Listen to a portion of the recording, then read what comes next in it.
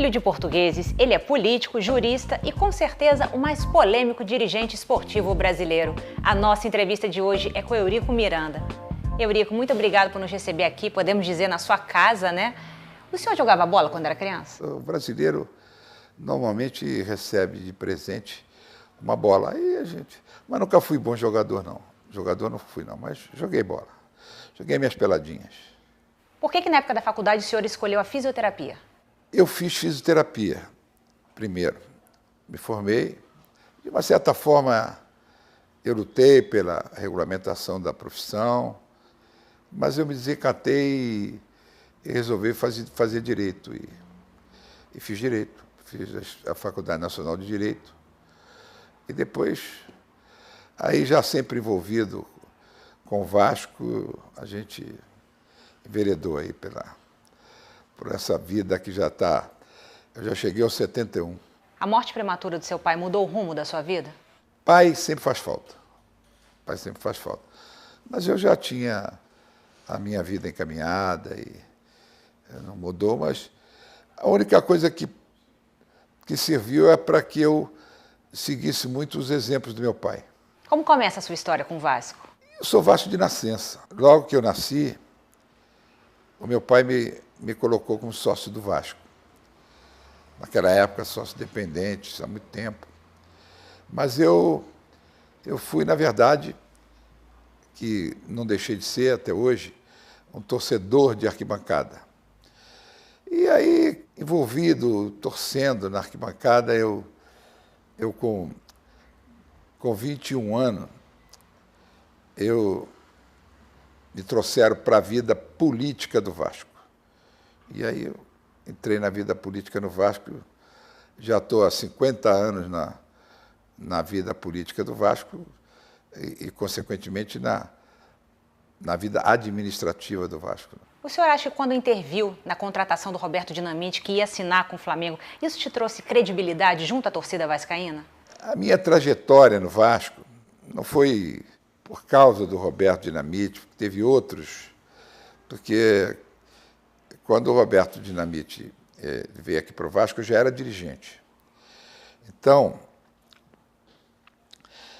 eu acho que o que marcou e marca muito a minha passagem no Vasco é a minha defesa intransigente dos direitos do Vasco, né?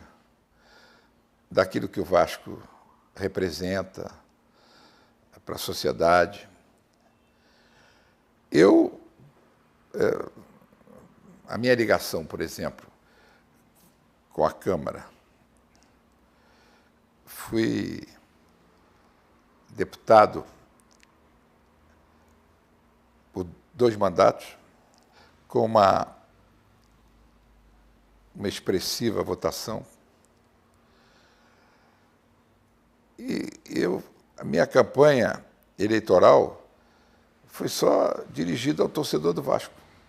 Tem uma frase minha, que eu disse lá na Câmara, que o pessoal achou que aquilo entrava até com o negócio de problema de decoro parlamentar, e não sei mais o quê. Eu, na verdade, fui muito menos representante do povo do que representante do Vasco. Mas, ao mesmo tempo, o senhor perde os votos dos flamenguistas, dos botafoguenses, dos tricolores.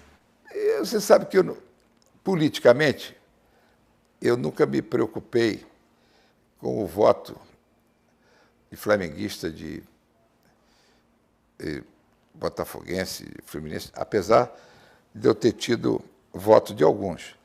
Mas a coisa que eu mais me orgulho, na verdade, não é nem de ser presidente do Vasco, que deveria ser a coisa que mais orgulha um vascaíno vir a ser presidente do Vasco. Eu repito, o que mais me orgulha é ser representante do Vasco. Aonde eu chego, aonde eu apareço, eles sabem, eles me identificam muito mais como Vasco, como representante do Vasco. E isso é a coisa que eu tenho alguns títulos, para não dizer muitos, mas o título que eu carrego comigo com mais orgulho é de ser representante do Vasco. O senhor falou que essa rivalidade não é folclórica. O que faz o Vasco ser diferente do Flamengo? O Vasco não é só diferente do Flamengo. O Vasco, na verdade, ele é diferente da maioria dos clubes, principalmente do Flamengo. A gente tem que voltar à sua origem. O Vasco é um clube que ele foi fundado com o objetivo claro de dar oportunidade aos menos favorecidos. Por quê? O Rio de Janeiro é dividido... Hoje as coisas se aproximaram mais. É dividido em duas zonas claras, a Zona Sul e a Zona Norte. Os três grandes clubes do Rio de Janeiro são da Zona Sul. E apareceu um clube que era da Zona Norte, do subúrbio, e que começou a sua trajetória, que logo que ele chegou no futebol, começou lá no Remo, que ele foi criado que o Flamengo ganhava no Remo. Aí o pessoal, que era feito de caixeiros e etc., foram para o Remo para enfrentar o Flamengo e ganhar do Flamengo. Depois veio no futebol, que veio mais tarde. Primeiro ano que ele disputou, ele foi campeão. Aí, para entender o que é o Vasco, as pessoas precisam saber o que foi feito. O Vasco foi campeão, mas foi campeão com operários e negros. Então, a federação, que era uma federação altamente elitizada, mandou uma carta para o Vasco, dizendo que o Vasco teria que desfiliar, mandar embora todos aqueles atletas que tinham ganho aquela competição, porque eles não estavam à altura de competir com os outros filiados. A resposta do Vasco foi que o Vasco saía da federação, mas não mandava embora esses atletas. E começa essa linda história do Vasco. E o Vasco depois, para voltar à federação, eles exigiram que o Vasco tivesse um estádio. E o Vasco construiu, o Vasco foi campeão 23 e 24, aí o Vasco construiu o maior estádio da América do Sul em 1927. Mas tudo com recursos próprios, tudo com as doações dos anônimos torcedores, e construiu o estádio São Januário. Um clube, para ganhar dentro de campo, precisa ter uma força política fora de campo? A mídia queira ou não queira, o Vasco é o verdadeiro clube popular. E essa é a grande força do Vasco. E agora ela tem que saber ser usada, a instituição. A instituição tem que fazer prevalecer a sua força. E o que dá isso, o que dá muito a força à instituição, são as conquistas. Eu tenho algumas frases que são frases muito próprias. O Vasco não é maior do que nenhum, mas não é menor do que nenhum. Então o Vasco ele tem que estar sempre numa posição cimeira. O Vasco tem que estar participando sempre do processo decisório não é só do futebol, do esporte brasileiro. Não quer dizer que tenha que prevalecer a vontade do Vasco, mas, obrigatoriamente, o Vasco tem que ser ouvido pelo que o Vasco representa, por essa história que são 117 anos de existência e que é orgulho para esse país. E o Vasco sempre representou muito bem lá fora o desporto nacional. Para você ter uma ideia, e que precisa ser registrado, o Vasco foi o primeiro clube a conquistar um título fora do Brasil, um título internacional, que foi o Vasco foi campeão sul-americano no Chile, que reuniu as grandes equipes da América do Sul, que foi algo que precedeu a Libertadores da América. Qual foi o melhor presidente que já passou por aqui? Se eu fosse muito vaidoso, diria que fui eu, mas não fui eu. Eu me inspirei num grande presidente que o Vasco teve. O Vasco teve presidentes se a gente for buscar lá atrás, no Vasco, mas aquele que me inspirou e que deixou uma frase genial e eterna, foi o Ciro Aranha. O Ciro Aranha foi quem me inspirou, que colocou uma frase que representa muito bem o que é o Vasco. Enquanto houver um coração infantil, o Vasco será imortal.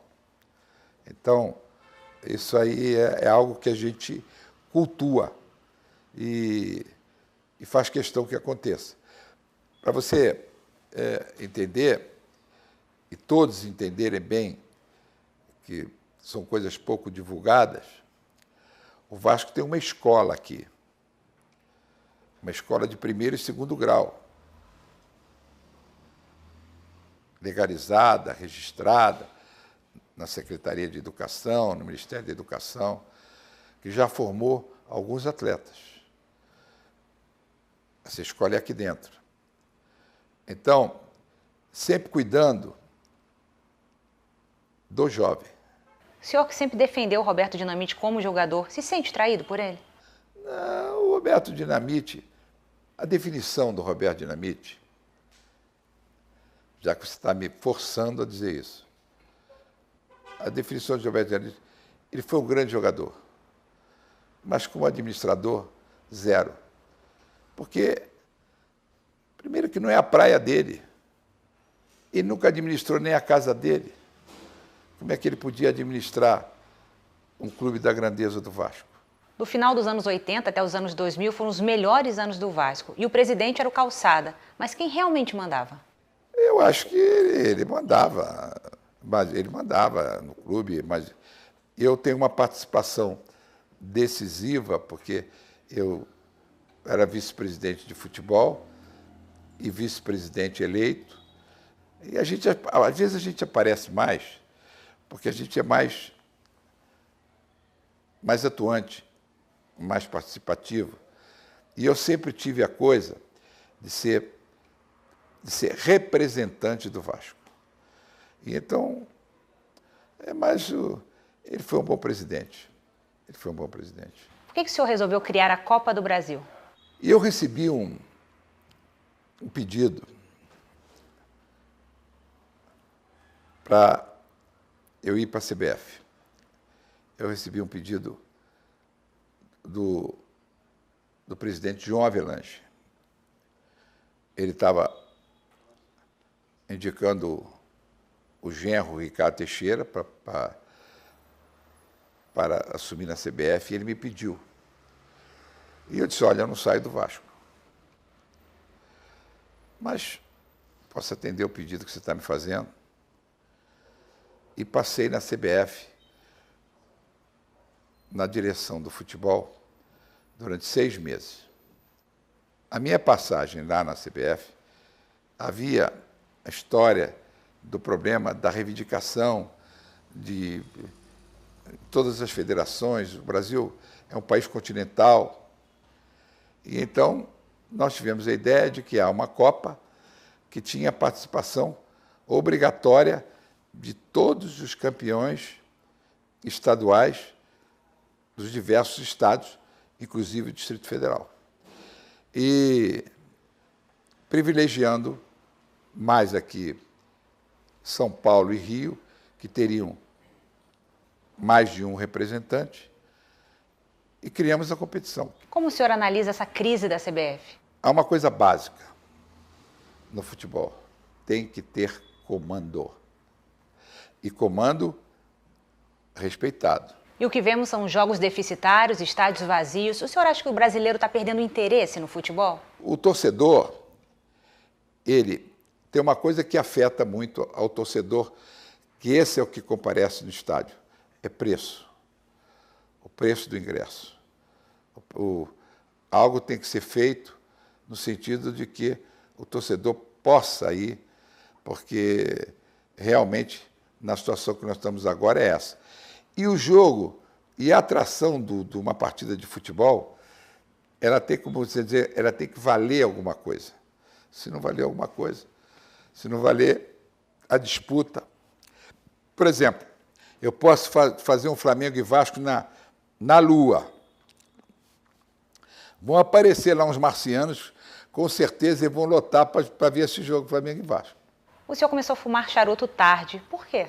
Eu fumei durante mais de 30 anos cigarro, e muito. Um dia eu resolvi parar. E eu só fumava charuto para comemorar o nascimento dos meus filhos e depois o nascimento dos meus netos. Eu aí gostava de fumar charuto.